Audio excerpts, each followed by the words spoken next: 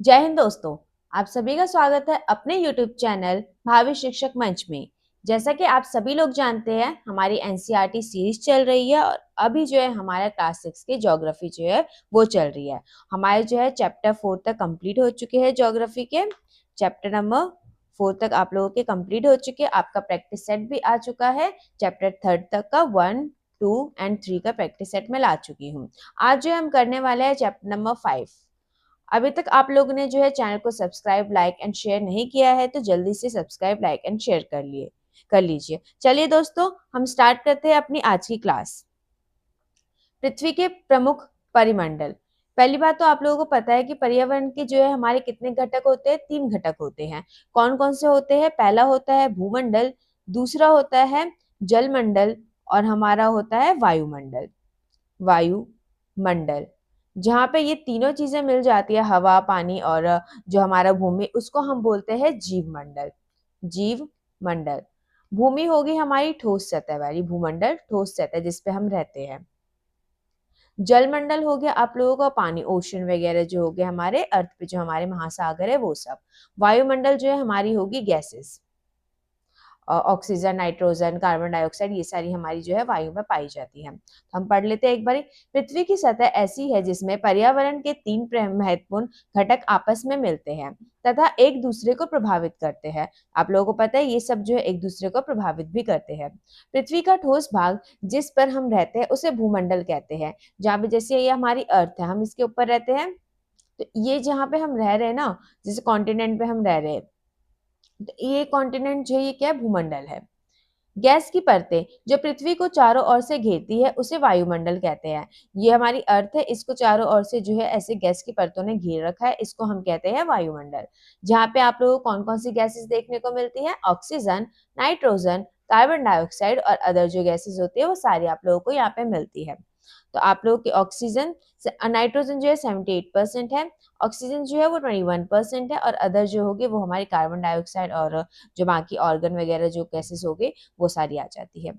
पृथ्वी के बहुत बड़े भाग पर जल पाया जाता है जिसे जलमंडल कहते हैं। आप लोगों को पता है पृथ्वी के मैक्सिमम भाग पे क्या पाया जाता है हमारा? ये हमारे हो गए स्थल वाली साइड और ये जो पूरा हमारा जो हो गया ये हो गया हमारा जल वाली साइड। तो ये हमारे जलमंडल जो है जल पाया जाता है। आप लोगों को पता है पानी पाया जाता है और पानी भी जो है आपको किसमें मिलता है? बर्फ के तौर पर मिल जाता है आपको, ओशंस में हमें जल मिल जाता है, जलवाष्प के तौर पर मिलता है, ये सब। जीव मंडल। जीव मंडल जहाँ पे ये तीनों चीजें, स्थल, जल और हवा, और यहाँ सभी प्रकार के जीवन पाए जाते हैं। यहाँ पे आप लोगों का बर्ड भी जो है वो भी है, यहाँ पे रहते हैं। और आप लोगों के जो जानवर हो गए, हम लोग हो गए ना, और जो हमारे पानी में जो मछलियां वगैरह होगी वो सारी, ये सब जो है कहाँ पे पाए जाएंगे? आपको जीव मंडल में पाए जाएंगे। क्यों? क्योंकि यहाँ पे जो आपको स्थल है, भूमि है रहने के लिए, जल पानी पीने के लिए, और हवा जो सांस लेने के लिए हवा भी है हमारे पास, इसलिए। नेक्स्ट पे हम आते हैं भूमंडल। तो सबसे पहला है हमारा भूमंडल, जो होती है हमारी ठोस सतह, उसे हम कहते हैं भूमंडल। जैसे कि ये वाला कॉन्टिनेंट हमारा क्या है? ये भूमंडल ही है।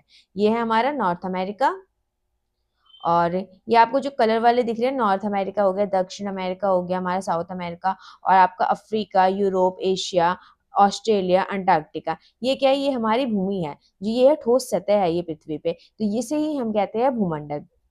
ये भूपर्वती की चट्टानों तथा मिट्टी की पतली परतों का बना होता है जिसमें जीवों के लिए पोषक तत्व होते हैं। यहाँ पे पोषक तत्व, यहाँ पे पेड़ पौधे सब कुछ आप लोगों को यहाँ पे देखने को मिलेंगे कॉन्टिनेंट में, जो हमारा भूमंडल है उसमें।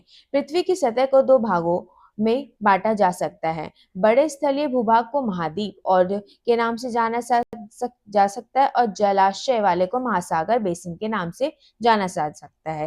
विश्व के सभी महासागर आपस में एक दूसरे से जुड़े हुए हैं। जैसे ये हो गया हमारा प्रशांत महासागर, यही ये ना यहाँ तक जा रहा है, तो ये अटलांटिक महासागर से भी जुड़ा है। अटलांटिक महासागर आप लोगों को दिख रहा है हिंद महासागर से जुड़ा है, हिंद महासागर प्रशांत महासागर से जुड़ा है, अटलांटिक महासागर आर्कटिक से महासागर से जुड़ा है, प्रशांत महासागर भी आप लोगों को बेरिंग जल संधि से जो है आर्कटिक महासागर से जुड़ा हुआ दिखा है। मतलब सारे महासागर, सारे ओशन जो है वो हमारे एक दूसरे से जुड़े हुए हैं। ये पूरा जो पानी है ना, ये सारा का सारा जो एक दूसरे से जुड़ा हुआ है। आप देख ही सकते हैं, हमें यहाँ पे 2 चीजें देखने को मिल रही है। जो हमारा स्थलीय भूभाग है उसे हम कहते हैं कॉन्टिनेंट, यानी कि महाद्वीप कहते हैं उसे, कॉन्टिनेंट। कौन कौन से कॉन्टिनेंट है? हमारे टोटल नंबर ऑफ कॉन्टिनेंट्स जो है वो है हमारे 7। सबसे पहले एशिया, अफ्रीका, उत्तरी अमेरिका, दक्षिणी अमेरिका, यूरोप, ऑस्ट्रेलिया और अंटार्कटिका। ये सारे के सारे आपके कॉन्टिनेंट हो गए। और महासागर हमारे कितने हैं? 5 महासागर आप लोगों को देखने को मिलते हैं। प्रशांत महासागर, अटलांटिक महासागर, दक्षिणी महासागर, हिंद महासागर और आर्कटिक महासागर। ये पांचों के पांचों आपको देखने को मिलते हैं। नेक्स्ट स्लाइड पे हम आते हैं। समुद्री जल का तल सभी जगह समान होता है। जो समुद्री जल है उसका जो तल होता है, जो नीचे वाला जो तल होता है वो सभी जगह समान होता है, लेकिन स्थल की ऊंचाई का समुद्र तल से मापा जाता है। और ये आपको याद करना है, जो स्थल की ऊंचाई है उसे समुद्र तल से मापी जाती है, जिसे हम शून्य मानते हैं। 0 से हम मानते हैं समुद्र तल की ऊंचाई। और जैसे ये समुद्र, नीचे पानी पानी पानी है और ये हमारी जमीन यहाँ से स्टार्ट हो रही है, तो यहाँ हम 0 से मानेंगे, फिर इसके ऊपर जितना भी मीटर जा रहा है उतना हम मानते हैं। विश्व का सबसे ऊंचा शिखर माउंट एवरेस्ट, जिसका जो हमारे मीटर कितना है 8,848 मीटर आप लोगों को देखने को मिलता है। माउंट एवरेस्ट कहाँ पे है? नेपाल। विश्व का सबसे गहरा जो भाग है वो है प्रशांत महासागर में, जिसे हम बोलते हैं मेरियाना गर्त। इसकी गहराई कितनी? 11,022 मीटर। 11,022। ये आप लोगों को मेरियाना गर्त देखने को मिल रहा है। मेरियाना गर्त ये कौन से हमारे ओशन में है? ये है हमारा पैसिफिक ओशन, प्रशांत महासागर, पैसिफिक ओशन। ये बहुत ज्यादा गहरा है, जैसे कि ये हमारा स्थल है, तो इसके ऊपर आप लोगों को यहाँ पे माउंट एवरेस्ट ऐसे देखने को मिल रहा है। और वैसे ही ना इसके नीचे ये जो हमारा स्थल है, इसके जस्ट नीचे जो हमारा ओशन के अंदर जो है ना, इस तरीके से आप लोगों को, जैसे ये एवरेस्ट जो है इसको हम ऐसे लटा देंगे ना, तो यहाँ पे ये और ज्यादा गहरा आपको देखने को मिलता है, जो है हमारा 11,022 मीटर। और ये है हमारा पैसिफिक ओशन में है। कहाँ पे है? पैसिफिक ओशन में, मेरियाना गर्त। ये आपको देखने को देख सकते हैं आप, जो हमारा एवरेस्ट है वो है 8,848 मीटर। इसकी अभी न्यू हाइट जो है ये 0.86 मीटर भी आता है। तो ये हमारा हो गया, ये है हमारा एवरेस्ट और ये है हमारा मेरियाना गर्त।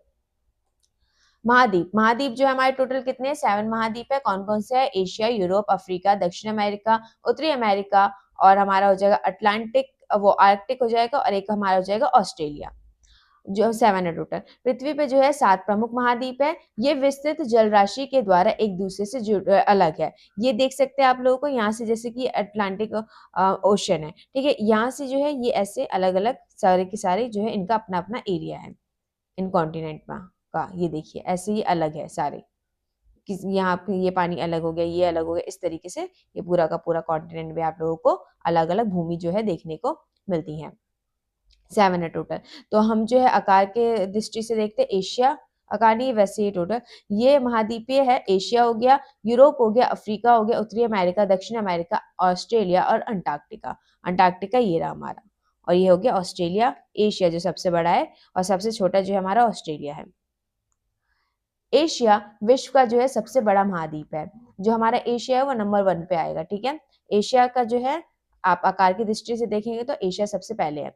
ये पृथ्वी के कुल क्षेत्रफल का जो है 1/3 भाग पे है। ये जो है पृथ्वी पे जो टोटल क्षेत्रफल है, ये जो पूरा क्षेत्रफल है, ये जो आपको भूमि देखने को मिल रही है पृथ्वी पे, तो उसका जो है 1/3 भाग है हमारा एशिया। ये महाद्वीप पूर्वी गोलार्ध में स्थित है। ये हमारी इक्वेटर जा रही है, 0 डिग्री जा रही है अक्षांश। ये हमारी इक्वेटर है, विषुवत वृत्त जिसे हम बोलते हैं हिंदी में, देख सकते हैं आप लोग, ये है हमारी इक्वेटर। इसके ऊपर, इसके यानी कि हमारे उत्तर में जो है आप लोगों को क्या मिलता है? एशिया मिलते हैं। जैसे उत्तर वाले भाग को हम क्या बोलते हैं? उत्तर वाले भाग को हम बोलते हैं उत्तरी गोलार्ध, नीचे वाले भाग को हम दक्षिणी गोलार्ध बोलते हैं। ये हमारा नॉर्थ हो गया, ये साउथ हो गया, ये वेस्ट हो गया और ये ईस्ट हो गया। तो ये हमारा किधर है? जो हमारा एशिया है ये आपको ईस्ट वाली साइड देखने को मिलेगा, यानी कि पूर्वी गोलार्ध में हमारा एशिया है। कर्क रेखा जो है इस महाद्वीप से होकर गुजरती है। आप लोगों को पता है हमारे इंडिया से भी जो है कर्क रेखा होकर गुजरती है, और हमारे इंडिया जो है वो किस में आता है? कौन से कॉन्टिनेंट में आता है? एशिया कॉन्टिनेंट में आता है। ये देखिए, ये है हमारी कर्क रेखा, ये एशिया से होकर गुजरती है, जिसे हम बोलते हैं 23.5 डिग्री नॉर्थ बोलते हैं, इसे ही हम कर्क रेखा कहते हैं, कर्क रेखा। एशिया के पश्चिम में यूराल पर्वत है। यहाँ पे ना यूराल पर्वत है ऐसे करके, जो है यूरोप और एशिया को जो है अलग करने का काम करता है। और जो है यूरोप और एशिया को हम प्लस कर देंगे, मतलब इन दोनों को मिला देंगे, तो उससे संयुक्त भूमि को हम क्या कहेंगे? यूरेशिया बोलेंगे। अगर हमने यूरोप और एशिया, ये हो गया हमारा यूरोप, ये हो गया हमारा एशिया, इनको मिला दे तो ये हमारा हो जाएगा यूरेशिया।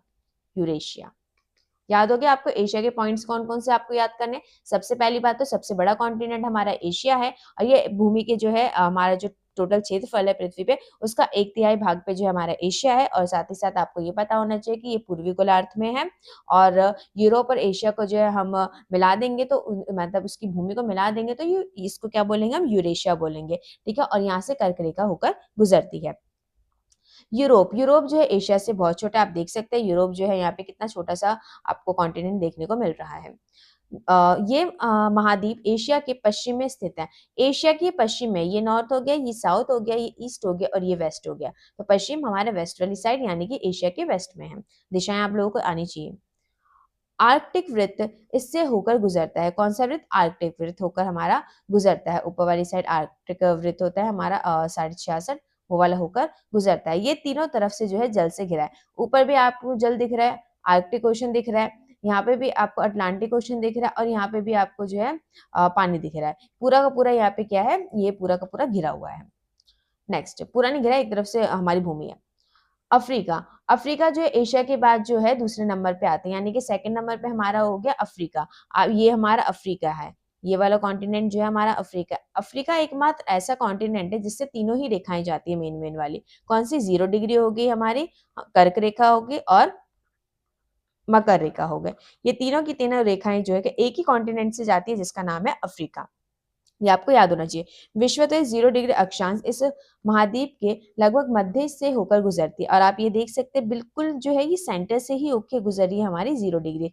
ये वाली जो है 0 डिग्री हमारी होकर गुजरी, जिससे होकर इससे जो है हमारी कर्क, विषुवत और मकर तीनों रेखाएं होकर गुजरती है। मैं बता चुकी हूँ अफ्रीका का बहुत बड़ा भाग जो है हमारा उत्तरी गोलार्ध में स्थित है। मैंने आप लोगों को बताया था, जैसे कि ये हमारा वर्ल्ड है, तो यहाँ पे जो है 0 डिग्री है, 0 डिग्री के ऊपर वाले भाग को हम क्या बोलते हैं? उत्तरी गोलार्ध, यानी कि हमारा क्या बोलते हैं इसे इंग्लिश में? हम उत्तरी गोलार्ध को हम बोलते हैं नदर्न, हाँ नदर्न हेमिस्फेयर, और दक्षिणी गोलार्ध को हम सदर्न हेमिस्फेयर बोलते हैं, हेमिस्फेयर जिसे हम बोलते हैं दक्षिणी गोलार्ध। तो 0 डिग्री के ऊपर हमारा पड़ता है अफ्रीका का मैक्सिमम भाग। यही बात यहाँ पे बोली गई, उत्तरी गोलार्ध में हमारा मैक्सिमम भाग आता है अफ्रीका का। और अफ्रीका के कौन कौन से पॉइंट आपको याद करने हैं? सबसे पहली बात, कर्क, विषुवत और मकर, ये तीनों की तीनों कर्क रेखा हमारी 0 डिग्री, और मकर, ये तीनों की तीनों जो है हमारी अफ्रीका से होकर गुजरती है। और ये जो है दूसरे नंबर का सबसे बड़ा है हमारा कॉन्टिनेंट, और आपका जो है इसके बिल्कुल बीचों बीच से जो हमारी इक्वेटर जाती है। अब ये आपको याद रखना है, सहारा, सहारा रेगिस्तान जो है सबसे गर्म रेगिस्तान है पूरी पृथ्वी का। सबसे गर्म, बड़ा और गर्म रेगिस्तान, सबसे बड़ा भी है और सबसे गर्म रेगिस्तान हमारा सहारा रेगिस्तान है। कहाँ पे है ये भी अफ्रीका कॉन्टिनेंट में पड़ता है। ये महाद्वीप चारों तरफ से जो है समुद्री एवं महासागर से घिरा है। आप देख सकते हैं समुद्र, महासागर, इन सब से जो है हमारा अफ्रीका घिरा हुआ है। विश्व की सबसे लंबी नदी जो है नील नदी अफ्रीका से होकर गुजरती है। विश्व की सबसे लंबी नदी कौन सी है? पूरे वर्ल्ड की जो हमारी सबसे लंबी नदी है वो है हमारी नील नदी, और ये भी आपको अफ्रीका में देखने को मिलती है। अफ्रीका में आपको क्या बोल मिलती है? सहारा रेगिस्तान मिलता है जो कि सबसे गर्म है, और नील नदी जो कि सबसे लंबी नदी है। ये दोनों पॉइंट आपको याद होने चाहिए। नेक्स्ट स्लाइड पे हम आते हैं, उत्तरी अमेरिका। उत्तरी अमेरिका जो है विश्व का तीसरा सबसे बड़ा महाद्वीप है। अब थर्ड नंबर पे हमारा आ गया नॉर्थ अमेरिका। पहले नंबर पे हमारा एशिया आ जाएगा, सेकंड नंबर पे अफ्रीका, थर्ड नंबर पे आ गया हमारा नॉर्थ अमेरिका। तो ये थर्ड नंबर पे है हमारा नॉर्थ अमेरिका। ये दक्षिण अमेरिका से एक सक्रिय स्थल से जुड़ा हुआ है, जिसे हम बोलते हैं पनामा स्थल संधि।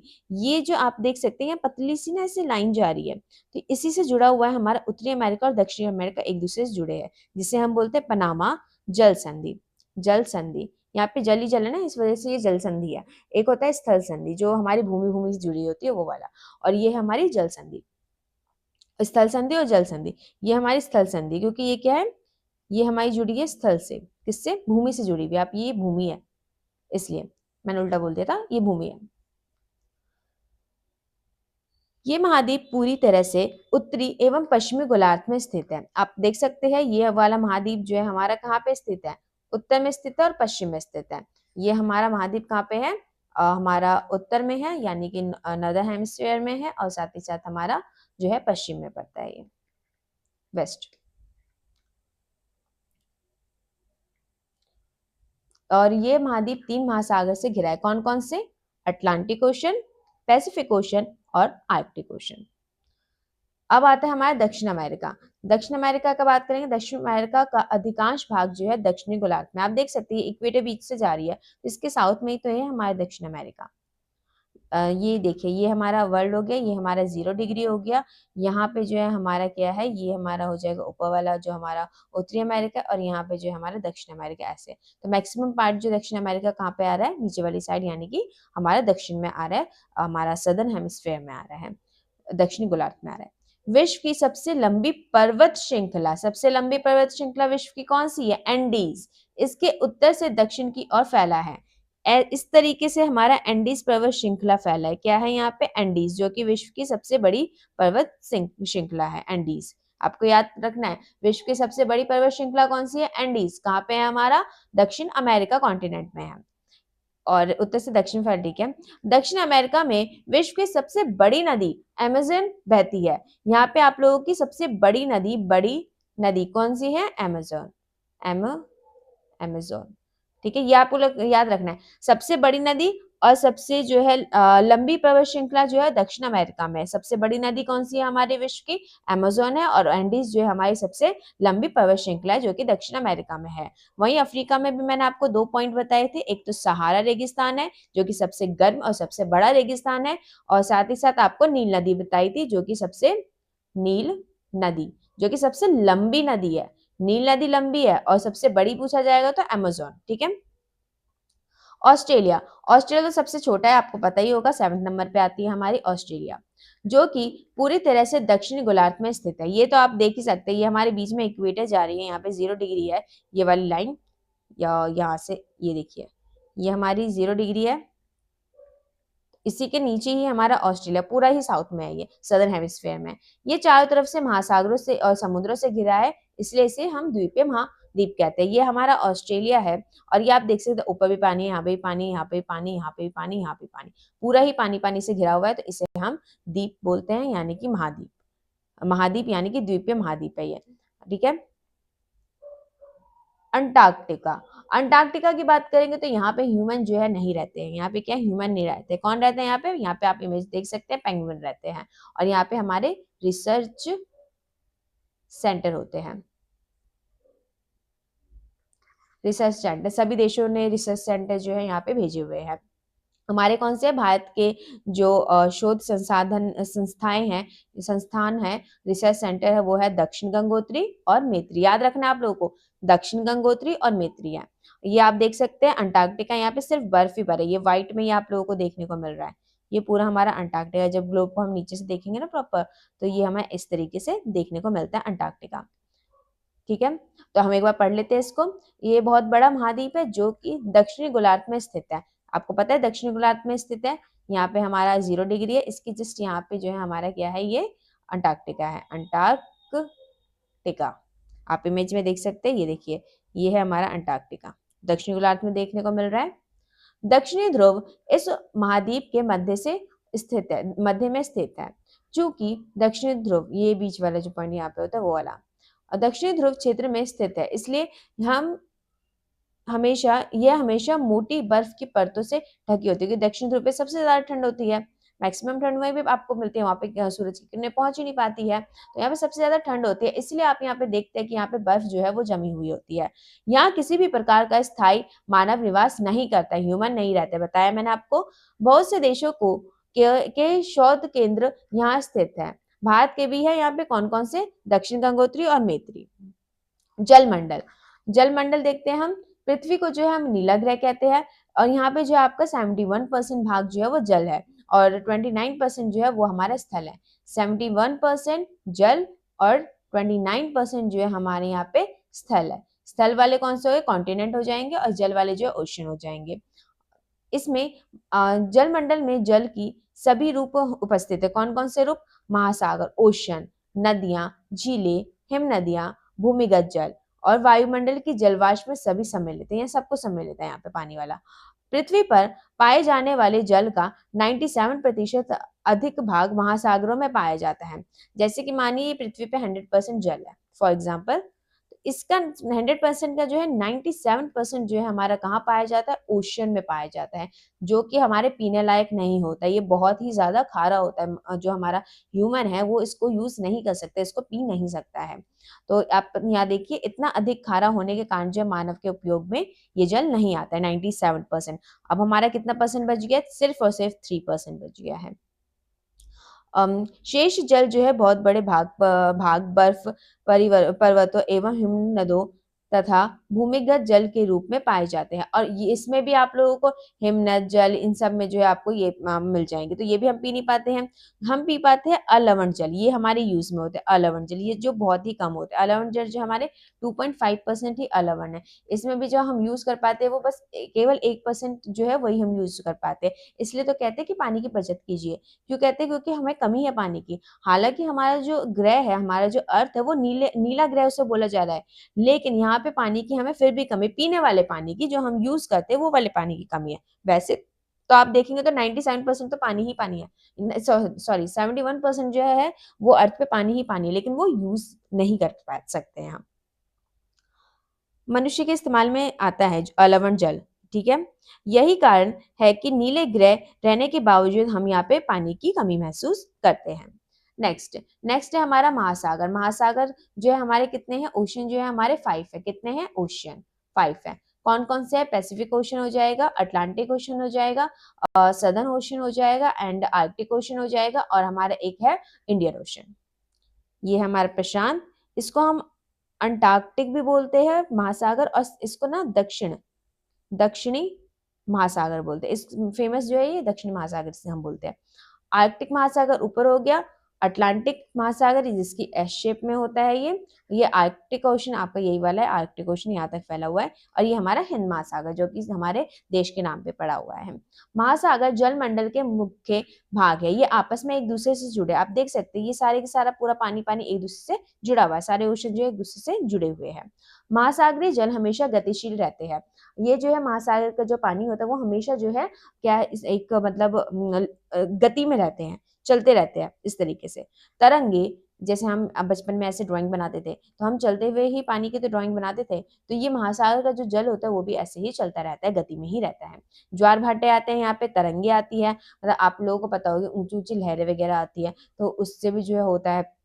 महासागरीय धाराएं जो है महासागरीय जल की 3 मुख्य गतियां हैं।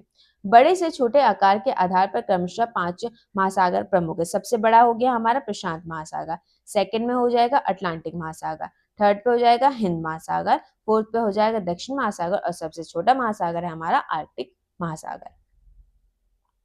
प्रशांत महासागर, प्रशांत महासागर जो है सबसे बड़ा आप लोगों को महासागर मिलेगा, फर्स्ट नंबर पे है ये हमारा, और ये जो है पृथ्वी के जो है 1/3 भाग को जो है ये फैला हुआ है। पृथ्वी का जो सबसे गहरा भाग था हमारा 11,022 किलोमीटर 22 मीटर, ये जो है हमारा कहाँ पे था? ये पैसिफिक ओशन में ही तो था, पैसिफिक ओशन यानी कि प्रशांत महासागर। पैसिफिक ओशन में 11,022 किलोमीटर जो हमारा मेरियाना गर्त था वो था यहाँ पे मेरियाना गर्त। ये आप लोगों ने इमेज देखी होगी पीछे भी, ये हमारा मेरियाना गर्त है जो कि पैसिफिक ओशन में मेरियाना गर्त सबसे गहरा पॉइंट है, ये 11,200 सबसे गहरा है ये, ठीक है, याद रखना आप लोगों को। यहाँ पे सबसे गहरा भाग है ये हमारा, ठीक है। प्रशांत महासागर लगभग वृत्ताकार है, आप यहाँ पे शेप देख सकते हैं इस तरीके से, ये हमारी जो है प्रशांत महासागर कौन से शेप की आप लोगों को देखने को मिल रही है? वृत्ताकार। और ये कौन कौन से कॉन्टिनेंट यहाँ के आसपास दिखने को मिल रहे हैं? नॉर्थ अमेरिका, साउथ अमेरिका, उत्तरी अमेरिका और दक्षिण अमेरिका, ऑस्ट्रेलिया और एशिया, चारों के चारों आप लोगों को एशिया, ऑस्ट्रेलिया, उत्तर और उत्तरी अमेरिका और दक्षिण अमेरिका के चारों ओर स्थित है। पैसिफिक ओशन से आपको बस यही पॉइंट याद रखना है कि ये जो है पहले नंबर पे आएगा आकार की दृष्टि से, सबसे बड़ा महासागर हमारा पैसिफिक ओशन है, 1/3 भाग पे जो है ये फैला हुआ है पृथ्वी के। और आपका जो मेरियाना गर्त जो है वो आप लोगों को यहीं पे देखने को मिलता है, ये रहा हमारा मेरियाना गर्त, यहाँ पे देखने को मिलता है, सबसे गहरा पॉइंट है ये 11,022 मीटर, और ये जो है 4 जो है कॉन्टिनेंट से मतलब घिरा हुआ एक तरीके से, ये है हमारा north America, south America, Australia और एशिया, और साथ ही साथ जो है ये वृत्ताकार शेप का है।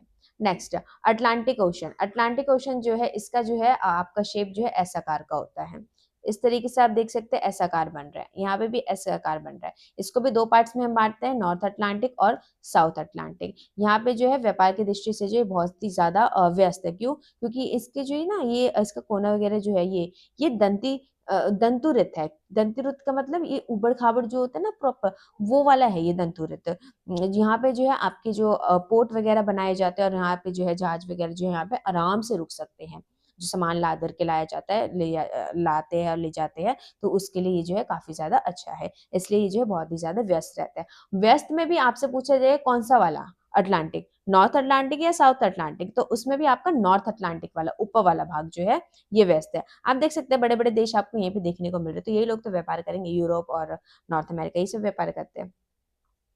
सबसे बड़ा महासागर है यह, अंग्रेजी भाषा के जो है एस अक्षर से अक्षर का आकार है, ठीक है। इसके पश्चिमी किनारे पर उत्तर दक्षिणी अमेरिका है। आप देख सकते हैं वेस्ट वाली साइड आपको जो है नॉर्थ अमेरिका, और साथ ही साथ आपको साउथ अमेरिका देखने को मिल रहा है इसके नॉर्थ में। और नॉर्थ में ये मिल रहा है, और ईस्ट में आप लोगों को क्या मिल रहा है, अफ्रीका, अफ्रीका और यूरोप देखने को मिल रहा है।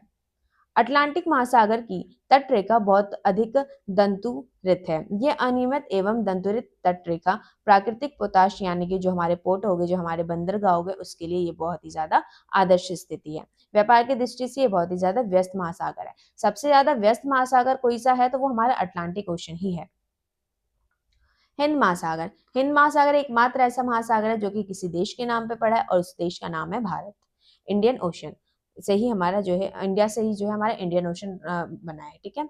ये महासागर लगभग त्रिभुजाकार का, यहाँ पे आप लोगों को देखने को मिल रहा है, यहाँ पे हमारा इंडिया है, और यहीं पे आपको हिंद महासागर देखने को मिल रहा है। इसका जो आकार है ना, त्रिभुजाकार है। इसके उत्तर में एशिया, नॉर्थ में आप लोगों को एशिया देखने को मिलेगा, वेस्ट में अफ्रीका, ईस्ट में जो है हमें ऑस्ट्रेलिया देखने को मिलता है। दक्षिणी महासागर, दक्षिणी महासागर आपको कहाँ मिल रहा है, ये रहा हमारा दक्षिणी महासागर, सदर्न ओशन। ये जो है ये हमारा है अंटार्कटिका ओशन, ये हमारा वो था कॉन्टिनेंट अंटार्कटिका। अंटार्कटिका को जो है ऊपर से जो है पूरा नॉर्थ से घिरा हुआ किसने, सदर्न जो है हमारा ओशन है, सदर्न ओशन, दक्षिणी जो हमारा महासागर, दक्षिणी महासागर। अंटार्कटिका महाद्वीप को चारों ओर से घेरता है ये अंटार्कटिका महाद्वीप के उत्तर की ओर 60 डिग्री अक्षांश तक फैला है। यहाँ 60 डिग्री अक्षांश तक ये फैला हुआ है हमारा कौन सा, सदर्न ओशन, यानी कि दक्षिणी दक्षिणी महासागर। आर्कटिक ओशन, आर्कटिक ओशन ऊपर वाली साइड देखने को मिलेगा, ये आर्कटिक ओशन। आर्कटिक ओशन उत्तर ध्रुव वृत्त में स्थित है। उत्तरी ध्रुव वृत्त जो हमारे यहाँ से लाइन जाती है उसमें स्थित है। ये उत्तर ध्रुव के चारों ओर फैला है। यह प्रशांत महासागर से छिछले जल वाले एक सक्रिय भाग से जुड़ा हुआ है, जिसे हम बेरिंग जल संधि बोलते हैं। यहाँ से ये जुड़ा हुआ है किससे, हमारा अमेरिका, जो हमारा नॉर्थ अमेरिका है, उससे जो है हमारा ये जुड़ा हुआ है आर्कटिक ओशन इस तरीके से। तो ये जो है हम इसे बोलते हैं कौन सा, बेरिंग जल संधि, बेरिंग जल संधि, जल संधि। एक हमारा था स्थल संधि, कौन सा, पनामा स्थल संधि, यहाँ पे ये वाला पनामा स्थल संधि। ये जो है भूमि भूमि है यहाँ पे, इस वजह से यहाँ पे स्थल संधि यूज किया जा रहा है। यहाँ पे कोई भूमि नहीं है, सिर्फ पानी पानी है, इसलिए हम बेरिंग जल संधि यूज कर रहे हैं। बेरिंग जल संधि से कौन कौन जुड़ा है, नॉर्थ अमेरिका और आर्कटिक ओशन। ये उत्तर अमेरिका के उत्तरी तटों तथा यूरेशिया से घिरा है। यहाँ पे यूरेशिया यूरोप, एशिया और नॉर्थ अमेरिका से ये घिरा हुआ आप लोगों को देखने को मिल रहा है। वायुमंडल, जलमंडल भूमंडल पढ़ लिया। वायुमंडल, हमारी पृथ्वी चारों ओर से जो है गैस से जो है गैस की एक परत से घिरी हुई है, जिसे वायुमंडल कहते हैं। ये हमारी अर्थ है, यहाँ पे आपको गैसेस देखने को मिलती है, इसे ही हम बोलते हैं वायुमंडल। बहुत सारी गैसेस होते हैं, नाइट्रोजन, ऑक्सीजन, ये सारी गैसेस आपको यहाँ पे देखने को मिलते हैं, कार्बन डाइऑक्साइड, ऑर्गन, ये सारी। यहाँ वायु की ये पतली परत इस ग्रह का महत्वपूर्ण एवं अटूट भाग है। यह हमें ऐसी वायु प्रदान करते हैं जिससे हम लोग सांस ले सकते हैं, यानी कि ऑक्सीजन।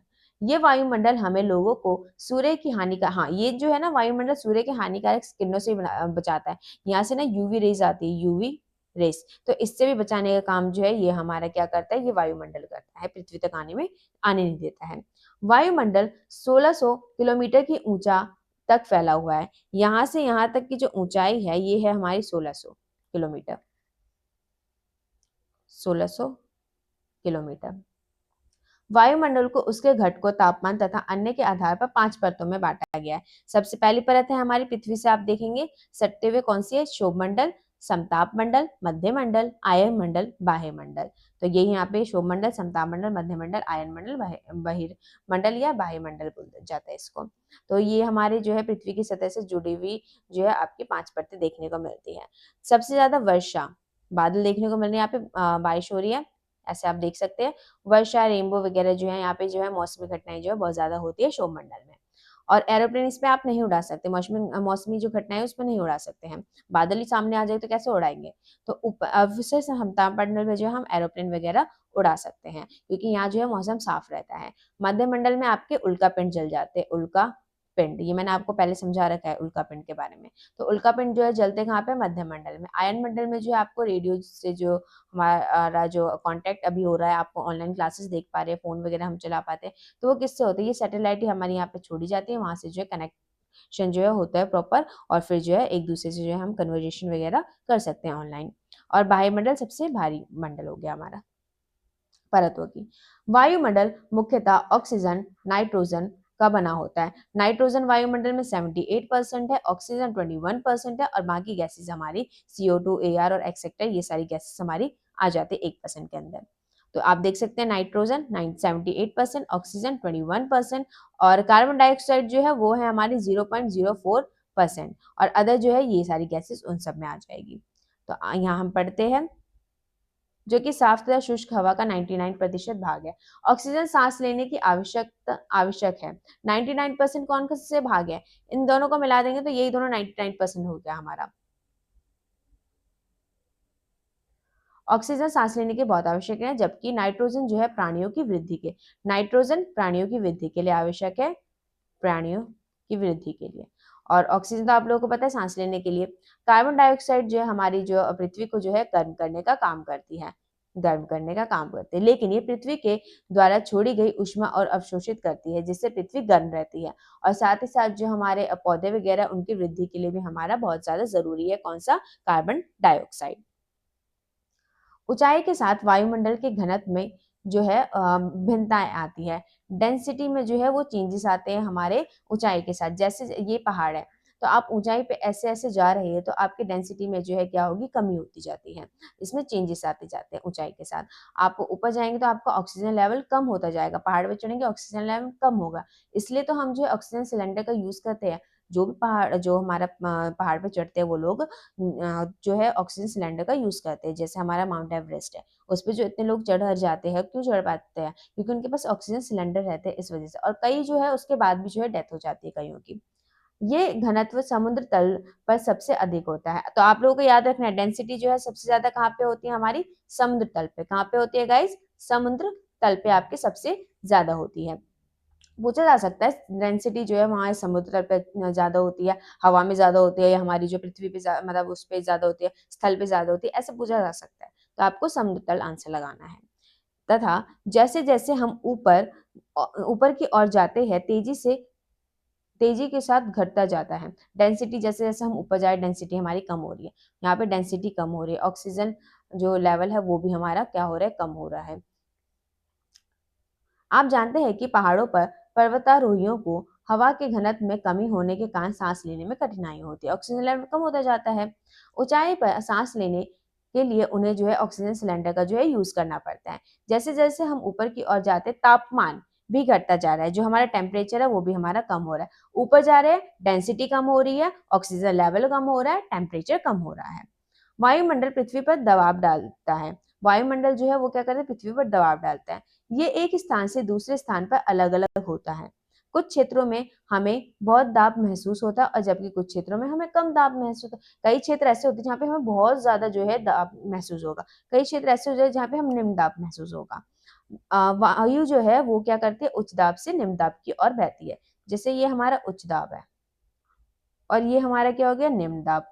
तो वायु को जाना है ना, तो वो इधर से इधर जाएगी, उच्च दाब से निम्न दाब की ओर जाएगी। और गतिशील वायु को हम पवन कहते हैं। जो स्थिर हवा जो है उसे हम बोलेंगे वायु, और वहीं हमारी जो है गतिशील ऐसे बहती हुई जा रही है, तो ये इससे हम कहेंगे पवन। आप देख सकते हैं ये हमारा उच्च दाब, ये हमारा निम्न दाब, उच्च दाब से निम्न दाब की ओर जा रहा है। ये हमारा उच्च दाब है, ये निम्न दाब है, तो उच्च से निम्न, उच्च से निम्न, इस तरीके से आप ये डायग्राम से समझ सकते हैं। ये आपको याद रखना है, उच्च दाब से निम्न दाब वाली बात। और साथ ही साथ समुद्र तल पे जो है डेंसिटी ज्यादा होती है, ऊपर जाते जाते डेंसिटी कम होती जाती है, टेम्परेचर हमारा कम होता जाता है और ऑक्सीजन लेवल भी हमारा कम होता जाता है। जीव मंडल, जीव मंडल क्या होंगे, जैसे कि ये हमारा हो जाएगा जल मंडल, यहाँ पे हमारा क्या हो गया स्थल मंडल, और यहाँ पे हमारा भूमंडल। तो ये वाला जो स्थान है जहाँ पे ये तीनों चीजें हवा, पानी और जमीन, तीनों चीजें हमें मिल रही है, ये वाला स्थान हमारा जीव मंडल हो जाएगा। यहाँ पे जो है मनुष्य जिंदा रह सकता है, जो हमारे अन्य प्राणी जगत के लोग हो गए, सूक्ष्म जीव हो गए, बैक्टीरिया हो गए, जो हमारे पशु हो गए, हमारे और बर्ड्स हो गए, ये सारी जो है यहाँ पे जिंदा रह सकते हैं, पेड़ पौधे सब कुछ, मतलब यहाँ पे जीवन संभव है इस वाले स्थान पे। जीव मंडल, जीव मंडल स्थल, जल, हवा के बीच का एक सीमित भाग है। ये वह भाग है जहाँ जीवन मौजूद है, यहाँ पे जीवन हमारा मौजूद है, लाइफ यहाँ पे है हमारी, क्या है यहाँ पे लाइफ होती है। यहाँ जीवों को बहुत ही प्रजातीय एवं जो कि सूक्ष्म जीव हो गए, बैक्टीरिया हो गए, ये सब स्तनधारी आकार के पाए जाते हैं। मनुष्य सहित सभी प्राणी जीवित रहने के लिए एक दूसरे पर जो है जीव मंडल से जुड़े हुए हैं। आप यहाँ देख सकते हैं ये है हमारा जैव मंडल, जिसे हम जीव मंडल बोलते हैं। यहाँ पे आपका हवा भी है, यहाँ पे आपका जल भी है, यहाँ पे आपका स्थल भी है, ये भूमि आपको देखने को मिल रही है, यहाँ पानी देखने को मिल रहा है, ऊपर जो हमारी हवा होती है। यहाँ आप देख सकते हैं एटमोस्फेयर हो गया हमारा, हाइड्रोस्फेयर जो कि हमारा जल मंडल हो गया, और लिथोस्फेयर जो हमारा स्थल मंडल हो गया।